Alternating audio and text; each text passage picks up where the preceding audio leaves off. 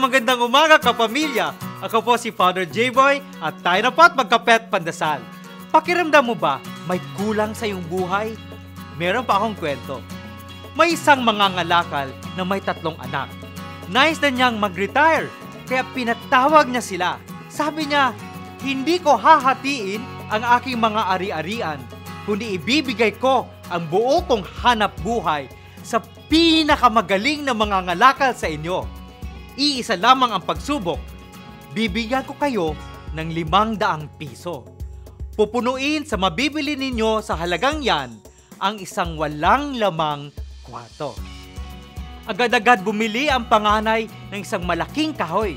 Pinaputol niya ito at nilagay ang mga parte sa loob ng kwarto. Ngunit kalahati lamang nito ang napuno.